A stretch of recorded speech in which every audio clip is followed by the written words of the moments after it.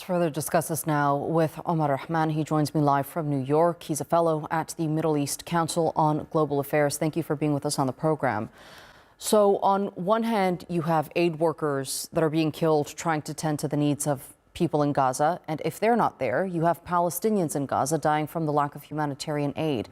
How devastating is this news for civilians in the enclave?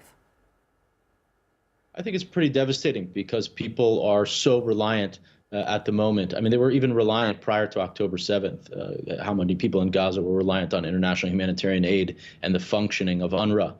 Today, I mean, you can't even calculate how costly this could be for people. I mean, in a vacuum, I understand the UN decision to protect its staff when they're being targeted and killed by Israel. But is the United Nations doing enough to ensure peace and security? Is it doing enough to protect those people and to punish Israel for its violation and for its targeting of aid workers? I don't think so. I mean, we heard the spokesman there say, states should be, taking economic and political measures to put pressure on Israel, but he's not really even calling out the Israelis there. Are they suspending Israel's or doing what they can to suspend Israel's membership in the United Nations and putting pressure on states to really take action? I'm not seeing that.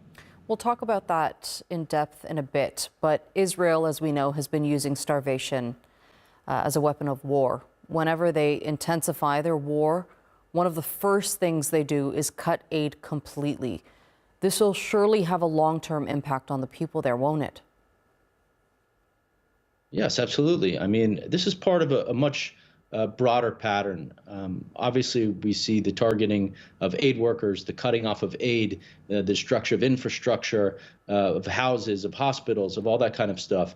All of that is part of a pattern, and it fits within what Israel's trying to do in terms of its war aim, which we know is to depopulate Gaza and to destroy it, destroy Palestinian society in the Gaza Strip. So what are you going to do there? You're going to cut off everything that sustains life in the Gaza Strip, and that's what we're seeing. And I think this fits into that pattern. You're targeting aid workers, you're cutting off food, water, electricity, medicine, all that stuff from coming in, and you're making it impossible for people to continue to live.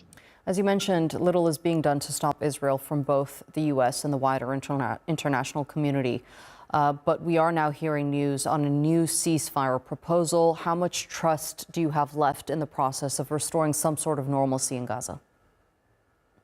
Well, it's not, I mean, we should be clear, it's not really a new ceasefire proposal. It's sort of a bridging proposal to get from, potentially from stage 1 to stage 2, although Israel has shown no appetite whatsoever, Netanyahu has shown no appetite whatsoever for what's involved in stage 2 of the agreement that they signed back in January, which involves the exiting of the Israeli military from the Gaza Strip. So they want to prolong this early stage in which there's an exchange of hostages and a ceasefire until all their hostages are removed, and then they'll go back to fighting. And I think Hamas, had come to the end of its wanting to follow along that path.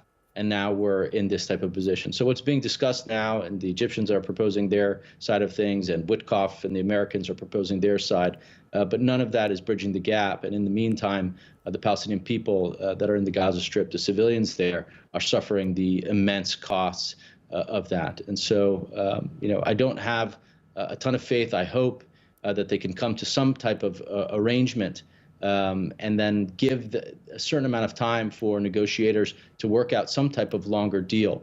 But I think if it's the one that's in the original ceasefire agreement, you're not going to get the Israelis participating in that, unfortunately.